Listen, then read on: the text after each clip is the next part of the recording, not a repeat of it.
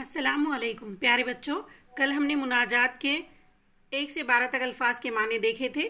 آج ہم اس کے آگے کے 13 سے لے کر 35 تک الفاظ کے معنی مکمل کریں گے۔ آپ لوگوں نے دھیان سے سننا ہے اور اس کو دہرانا ہے، پڑھنا ہے اور اپنی بیاض پر لکھنا ہے۔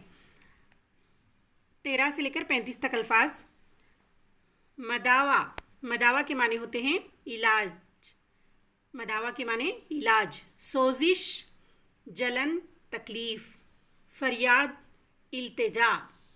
مرہم، زخم پر لگائی جانے والی نرم اور چکنی دوا۔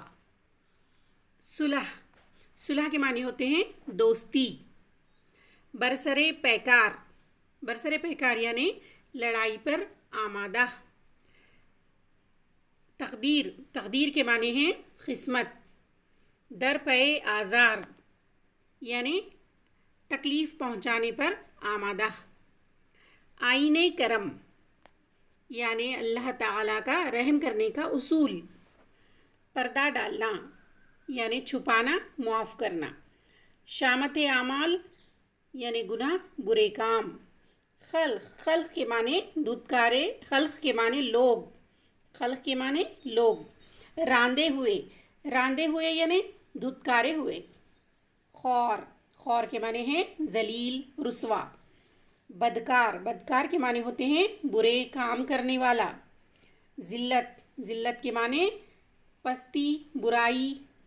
محبوب، محبوب کے معنی ہیں محبوب آپ صلی اللہ علیہ وسلم کو کہا گیا ہے، یعنی محبوب کے معنی ہوتے ہیں پسندیدہ۔ آپ صلی اللہ علیہ وسلم اللہ کے پیارے تھے، اللہ آپ صلی اللہ علیہ وسلم کو پسند کرتے تھے، اس لیے ان کو محبوب کہا گیا ہے۔